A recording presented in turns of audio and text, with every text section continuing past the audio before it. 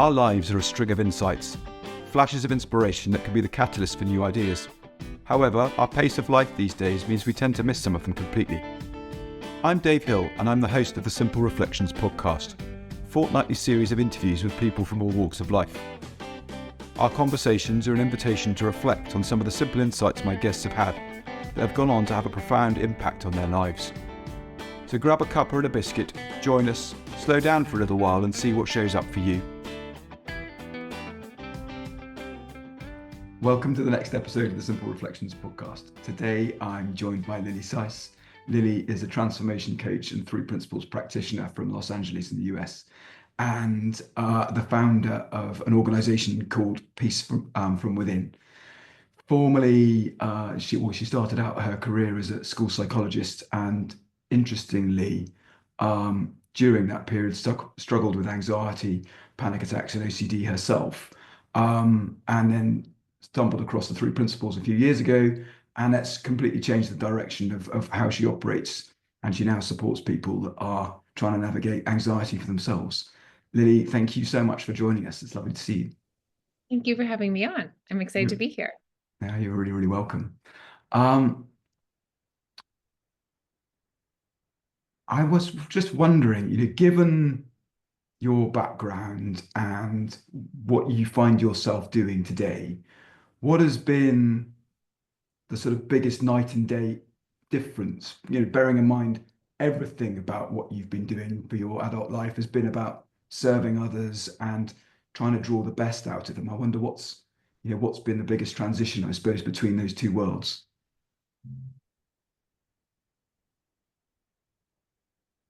I think the biggest change was having confidence that what I was doing was the right thing, and I can explain a bit more because I don't think I've approached, well, I guess, and, outside of not really doing techniques, I wouldn't be giving breathing exercises or name 5 things you see. And, I would never give any techniques now. But outside of those things, how I always approached counseling and being a school psychologist was really without having the words, seeing the innate health in everybody and in a fresh new light. That part of being a school psychologist, you do a lot of things, but one is testing, psychoeducational testing. And I can remember early on, like intern year, I worked at a school where there was some gangs, and my mentor, was saying, you have to assess, he's never going to come. We just write it off and blah, blah, he's in a gang. And I was like, no, let's see, and really, and I sometimes, and we got so close, and she's like, I can't believe he worked with you. And I always showed up wanting to listen and see the strength in the people the lovely students that I worked with. But it sort of felt like I was going against the grain because they had all these goals. And sometimes, the other staff would say, okay, in the session, you need to talk about this, like all the bad things they did. And I remember just being like, I'm never talking about that. Like, I'm going to show up and we're going to connect over, so what I did sometimes seemed unorthodox to me. I was just so curious. And, sometimes it would be they would write a song and we would sing it and we would dance it, or we would play with clay. And I was always like, art, or what was I doing? But just, but I sort of did it, obviously, and a lot of what I did was evidence-based and everything, but I sort of kind of felt like, I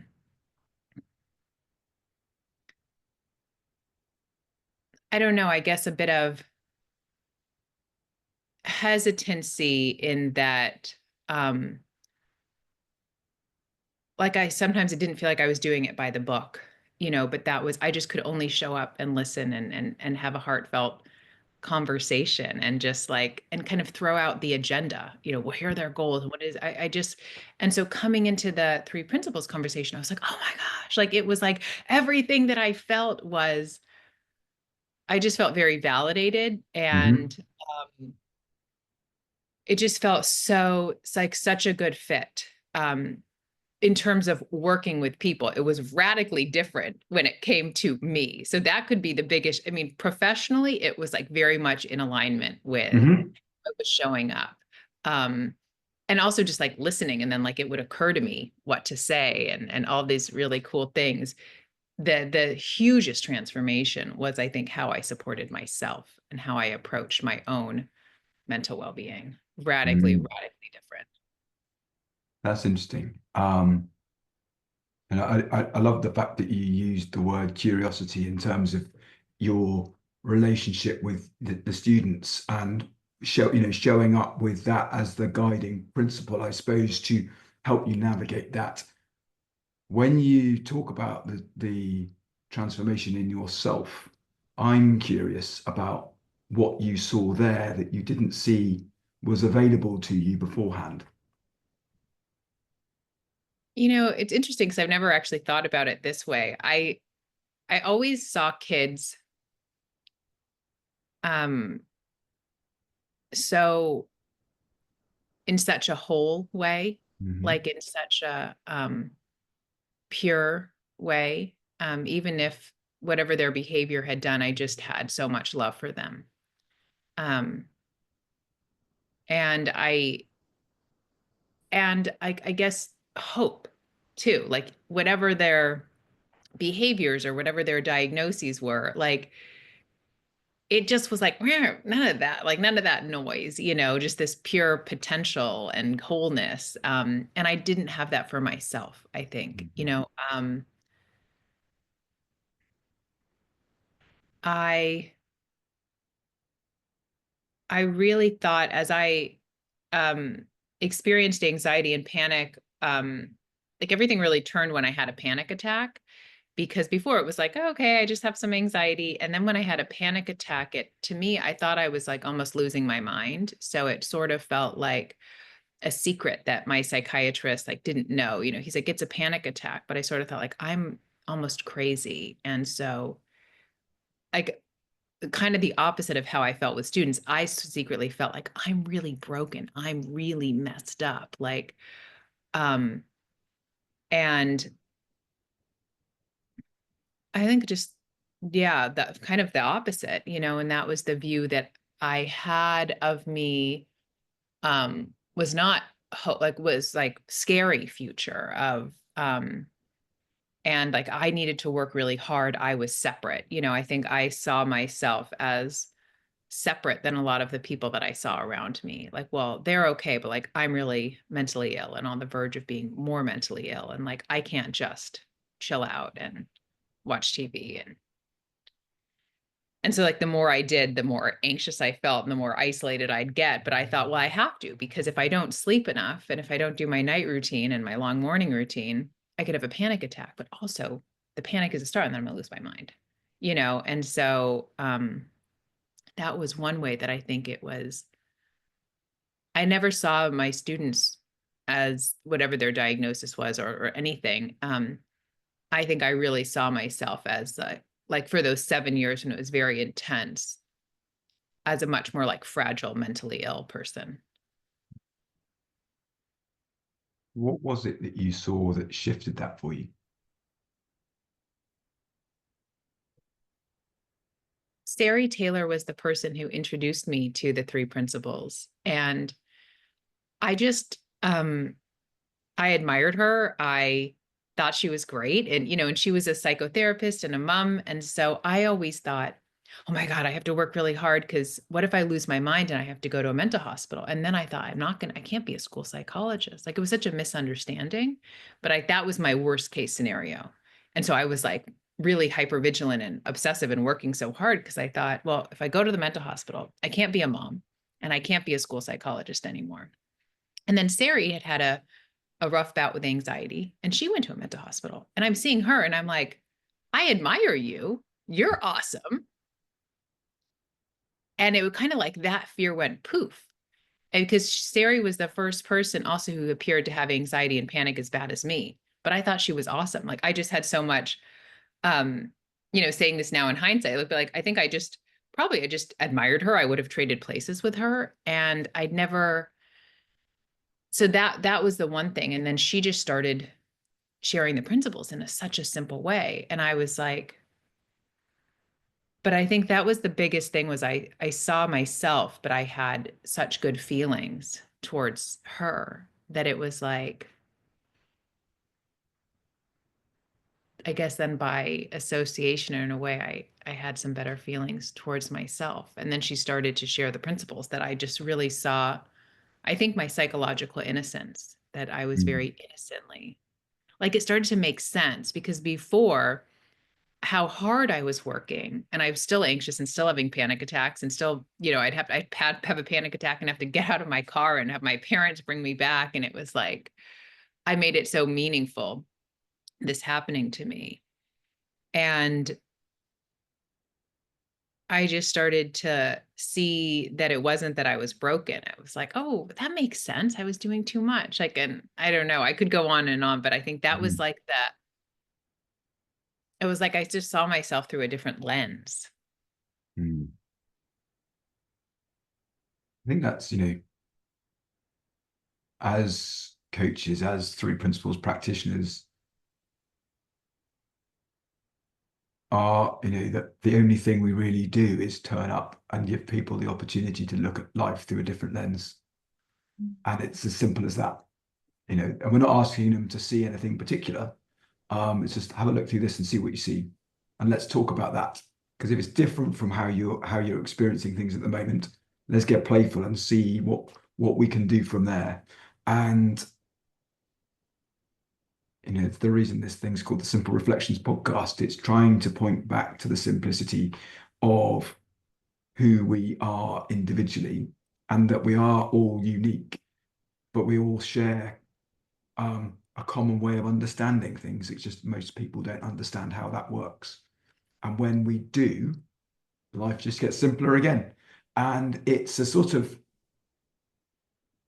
shedding of layers of protection that we build up over time to protect us from the things that we think are scary, whatever that might look like. Um, and yeah, it's a wonderful thing to know that for me, I don't need to know the answer to anybody else's problems at all. I just need to know that they're okay and that I am too.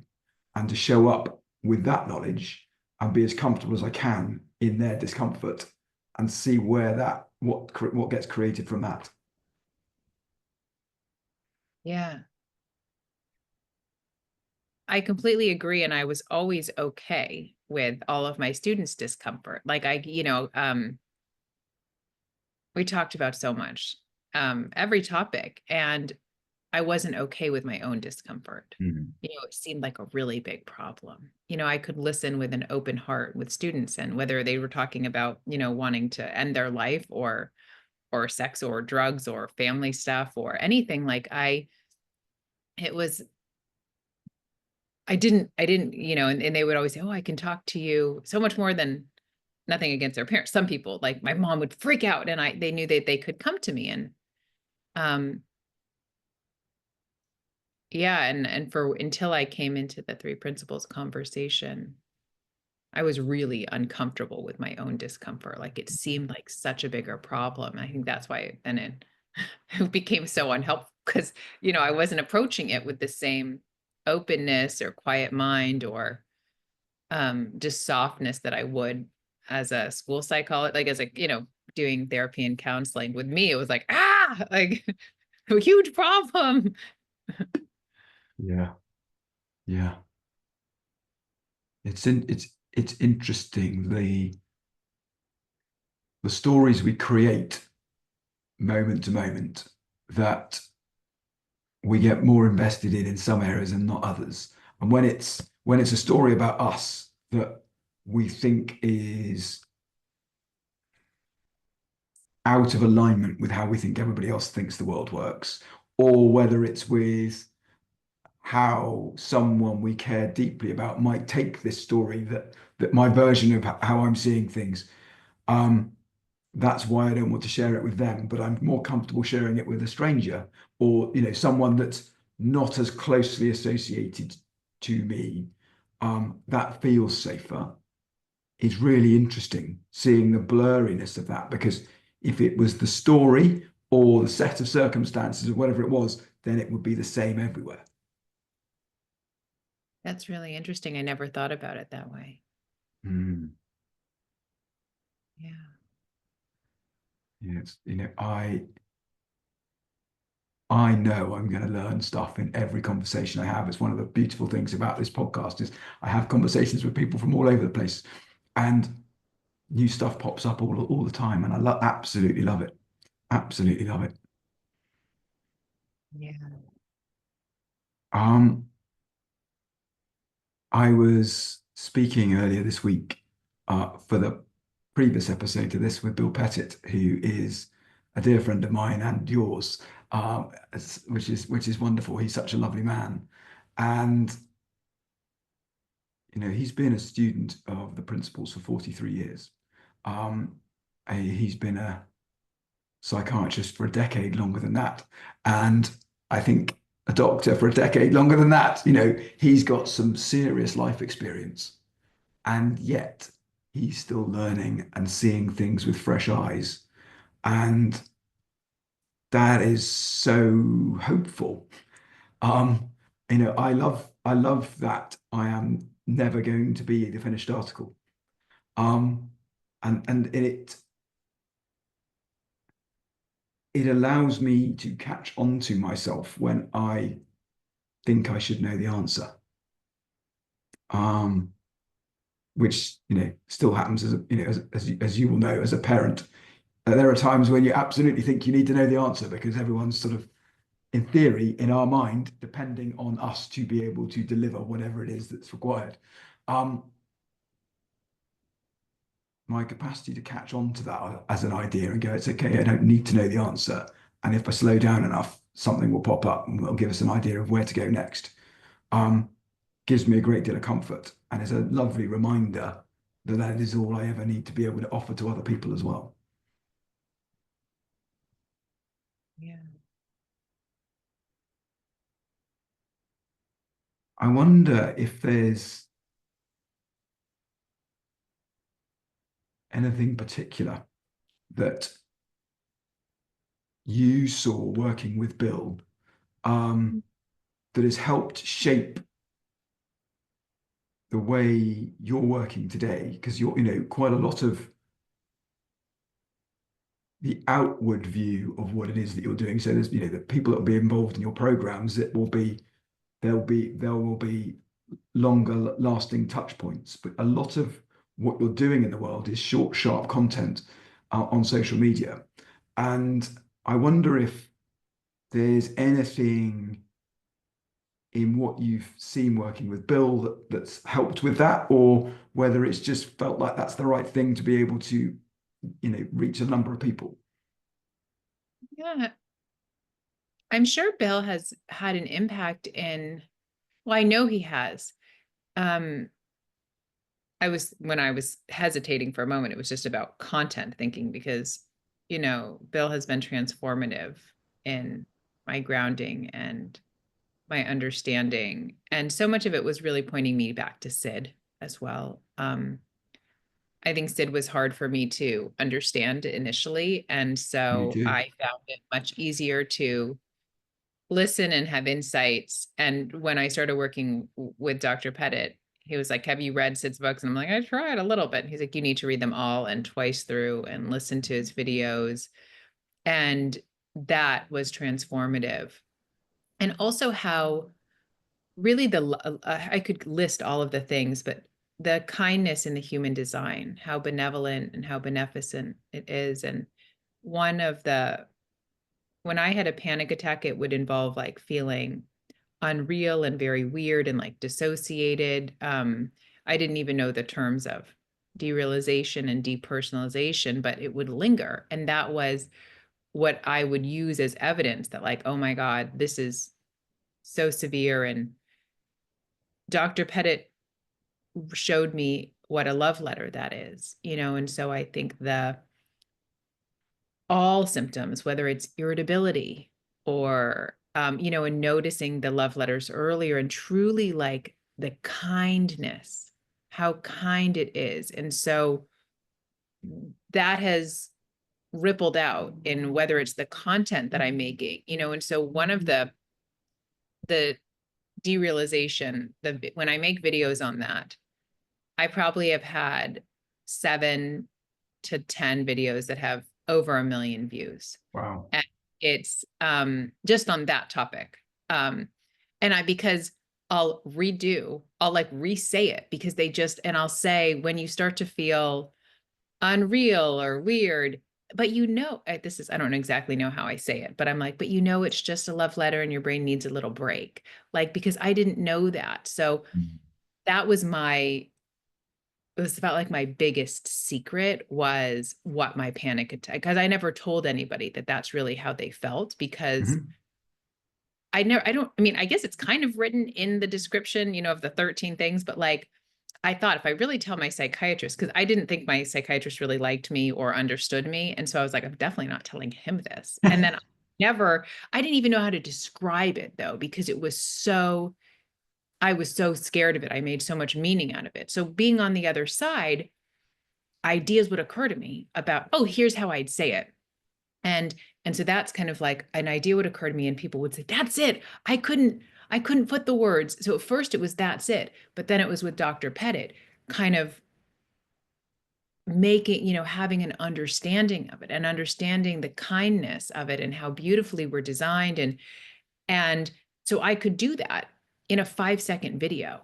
Mm. Um, which was, to me, that was like I made it up, but my most isolating, my most scariest, my most confusing symptom of anxiety. And that's probably it's so interesting that type of content, and I'll try to say it in a helpful way of when you understand it. And it does so well on social media. Like, there's Mm. so many more people that are like, oh my God, that's it. Like, celebrities and influencers, and like so many people will reach out to me. And Dr. Pettit helped me. Um, I'd never heard the idea of symptoms being love letters, whether it's a low mood or irritability or a panic attack, a loud wake up call. And I can literally remember the first time, I think I heard him on a podcast 8 years ago talking about love letters. I can remember literally exactly where I was. And I thought, I'll never think of derealization, or I didn't know that that was the name, but like, I really remember thinking, I'd never think of that as a love letter, like this horrible doom, Mm. feeling like I'm losing my mind feeling. And it's so funny because that one, um,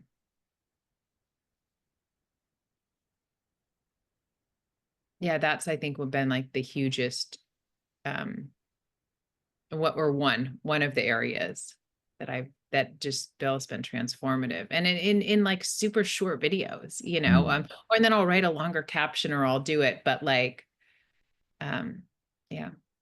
That's cool. Yeah, but Bill is full of little gems like that that are like a slap round the face when you first hear them. What? I remember him saying the same about suicidal thoughts being a love letter from your heart. I thought, okay, I hope you're going to back that up with something, because there's quite a lot of the veterans that I work with. The way simplicity in mind, my company works is that I give 60% of my time away to veterans, and quite a lot of them are struggling with post-traumatic stress, suicidal thoughts, um, disassociation involved in their flashbacks and bits and pieces. Um, Hearing Bill's description of what that is and why that's what's trying to happen there in terms of slowing us down to give us space to realize that we're safe at the moment. That is, that's been so helpful to so many people, being able to share that in a way that they go, oh right, okay, so I'm not mad. No, no, you're just having a horrendous time at the moment. Your mind has gone, I don't like the direction of travel here. I'm going to turn the lights out and make you think you're somewhere else in the world so you can't hurt yourself. But it feels properly freaky and very scary and very unworldly, but in a way that stops you from doing anything. And a friend of mine who's, Ant Power, who's been on the podcast and shared his experience. Um, when he first had those kind of thoughts, he'd end up in hospital for a couple of months. And now it's a blip in his day if it turns up. It sort of the last time it happened, he just had lots going on in his mind, and he accidentally cut himself at work, and the sight of the blood just put him back 20 years, literally. Um, and he phoned me later that afternoon to say, well, that wasted 2 hours. I've got some extra work to do this evening, but laughed about it. And I said, isn't that amazing? Because 3 years ago, that thought was putting you in hospital. He goes, yeah, I know, it's nuts, isn't it? Yeah. The ease with which he now lives with, you know, this thing that might kick around with him for a while, may never come back. The idea that it doesn't matter one way or the other is completely freeing for him. Yes. Yeah. That's what I saw when sometimes would use the term anxiety free. And what I really realized was it's not that I never experience anxiety. I mean, it's so rare. And I don't know if if I didn't have my career, maybe I would never remember it. But it's really that anxiety and whatever it manifests as is free to come and go. It's no big Mm. deal, But when I first heard Bill talk about being a lifelong learner, also, I remember being like, no, I'm not interested in that. Because I didn't know what that meant. It was like, I'd like this anxiety to be, and this panic and everything, and I don't experience much anxiety, but it is, I'm just a normal human being, and I might have a habit of worry, or I might get, now I have really kind of unshakable confidence in my mental health, because what I used to see with my students and everybody applies to me. I'm like, oh, I also am unshakably well and sturdy. And so I have nothing on that, but I can still get caught up maybe about money or business or, but the expansion that I've had, and so it was like, oh, anxiety, like that's free to come and go. And I also agree that I'm a lifelong learner, because I never, or just like, there's, there's no end to the depth. Mm. Um, and I had no idea that that was on offer. Yeah. It was like, just make me not panic and lose my mind and drive with ease. Sure, that happened. That all happened within a few months. And the transformation that I've seen, it just like goes deeper. But I really didn't get that when I first heard it, because I didn't care about that, Yeah, yeah. It was beyond comprehension. Yes. You know, Yeah. And so, yeah. I know you're big into your hiking and getting out. It's going, I want to get to the top of that hill. That's cool. But the other side of that hill is another one that you can't see. So you can't have any idea that it's there. Someone might say, yeah, look, here it is on the map. You go, yeah, whatever. Not seen it with my own eyes yet. I'm not a believer in it yet. But when we see that, oh wow, there's more to this, and that's brilliant, um, then we get the opportunity to show up and be free in our exploration. Mhm. It's Yeah. um, it's really cool. It's so cool. There's no end to it. I feel like I'll have like I've seen so much just in my relationship with food and my body, but it's like a deeper level is even there, or in relationships, or in forgiveness, or in like letting go of judgment. It's like I'll do it, and then it's like another round of even seeing deeper in those areas. But just like, I'm incredibly grateful that I I came into this conversation. Like, and I would go through everything I went through since it led me here. Yeah, you have to too. Yeah. And I don't really think about it. Some people are like, oh, do you regret? No, I don't. I mean, I don't spend any time, but that's a tangent. But I know that some people, it seems like when they're in it, anxiety can seem, I was the most anxious after the birth of my son. For those first 2 years, it was really, really hard. But I don't but also there were so many beautiful times too. So wonderful. Like, I can look back and see my innate health and see our connection. And I just don't really spend much time in the past, unless it gives me a good feeling. Mm. Yeah, yeah. And there's nothing wrong with going back to visit. There's nothing wrong in visiting it. it's when we start believing the stories that crop up and the feelings that we have as a result of going back and exploring, um, all of which is perfect because it's letting us know we're getting stuck in something that doesn't exist anymore. Um, the last 5 minutes or so of conversation has just reminded me of the Sid quote of, if the only thing people weren't afraid of was their own experience, then that alone would change the world, or something along those lines. It'll do. It's so true. If we aren't frightened about being anxious, that it's just something that we may experience, or we aren't frightened of experiencing a suicidal thought, that it doesn't mean anything, it's just a thought that we're having, um, then that gives us the capacity to move through life with way more comfort and ease because there is nothing to worry about in that sense. Um, it's yeah, it's a hugely freeing way to view the world, knowing that we are going to get stuck in it occasionally. Yeah. That quote of Sid's really spoke to me in the beginning, and it's probably the most impactful Mm. because I really I feared that whatever I was making up about my experience. And yeah, I mean, I reflect on that quote, or it just occurs to me. I remember it so often. Um, it's just the most transformative thing to see how safe every experience is. And that's what, kept occurring to me with anxiety, just because that was my disliked experience.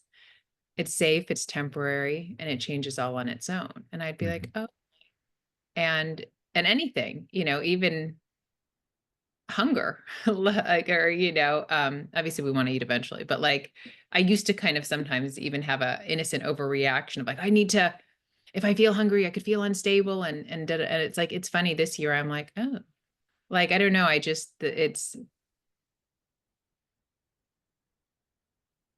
not fearing my experience has changed my life, because yeah, we're never stuck in any experience, and it's like life has got us, or this, it's like we're going to have a new thought and be in a new experience, or also a new sensation, like that feeling is going to flow, like the energy is going to change. It's like, it's just the most hopeful thing ever, because what I would say to people too is like, you're never stuck even in a middle seat on an airplane, because sometimes people think of conditions.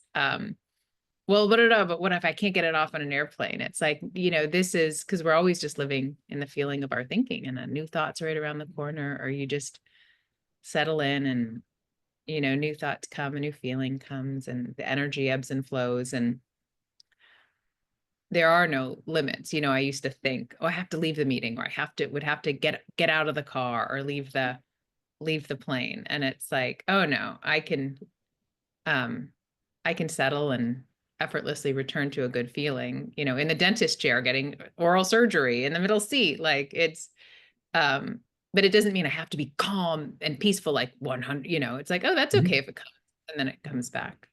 Yeah, yeah, yeah. Because all of those things are helpful.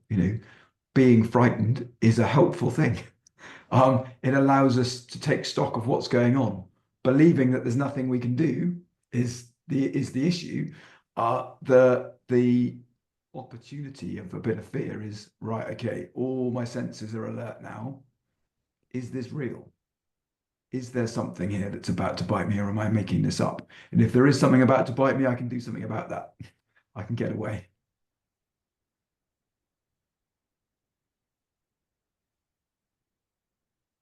Yeah.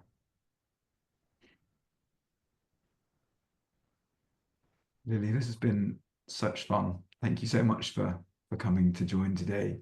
Um, I know you've got a few things that you're up to in the world. I was wondering if you wanted to share any of those. Yes, thank you. Thank you so much. I've loved this conversation. I've actually looked at things in a new light that I'd never reflected on. So thank you for that. You're welcome. I guess it's a testament to being a lifelong learner and always being able to see things fresh and new. And Mm, I guess that could kind of, one way that I love to share is on social media. Again, that took me by surprise. I wouldn't have thought that, but I've been making short videos on TikTok and Instagram for almost 5 years. And very early on, I knew I'm never going to have an end to the good ideas because they're not coming from me. Like, it's just, I never am like, oh, I'm going to have whatever that version of writer's block. It's just, sometimes, sure, there's a few days, but I just can't help it. Wisdom breaks through of a way to share. And so, when I first started sharing on social media, it was just a little bit about like, this is anxiety. And then I'm like, how do I share this gift of the principles? And then it was like really wisdom would write it. It wasn't my little brain. Like sometimes I think, but 75% or 80, it just comes from within. And why I say that is Barb Patterson and I are getting together mid-June to mid-July, and we're going to do a 30-day express yourself. So for anybody, any entrepreneurs, whatever your business is, whether it's a coach or you are a photographer, or but you want more people to know about what you're offering. Because when Barb and I were talking about what's our why, I've worked with or just gotten together with so many people in the 3 principles, or my friends that have other businesses, and they're like, tell me about, social media. And the world needs more good stuff, whether it's coaching or your photography or your ceramics. And so it's not just going to be about social media. It's whether you have something in you and you want to start a podcast, or you want to start regularly sending out a newsletter, or you do want to be on social media. So Barb Patterson and I are getting together, and we're just going to do a 30-day group that is really going to help you. It's called I can't remember its exact name. Like express. It's something about expressing and express. Nice. And so that sounds interesting. It's going to be a mix of, very much based in the 3 principles understanding, and actually with some practical prompts to get people to kind of maybe have an idea, and also some of the practical stuff of what's Barb and I's favorite tech and how do we do this, and all Barb's knowledge and all mine. And so if anybody is interested in that, that's what we're doing. And a really fun, I love getting together and collaborating, and that's something I've done, and that's something new. So Awesome. Yeah, yeah. well, I'll put a link to that in the show notes. So thank you so much for sharing that. Lily, thank you for your time again. It's been lovely having this conversation, and yeah, speak soon. Yes, thank you so much for having me. You're very welcome. Take care. Thank you for joining us today. If you've enjoyed the conversation, feel free to subscribe and join me and my new guest next time. If you're interested in the work I'm doing, or you think I can be of service to you or your organisation, please email dave@simplicityofmind.co.uk. Remember, see if you can find time to slow down and reflect. Those simple ideas might be worth listening to. Take care, and I hope you can join me in a couple of weeks.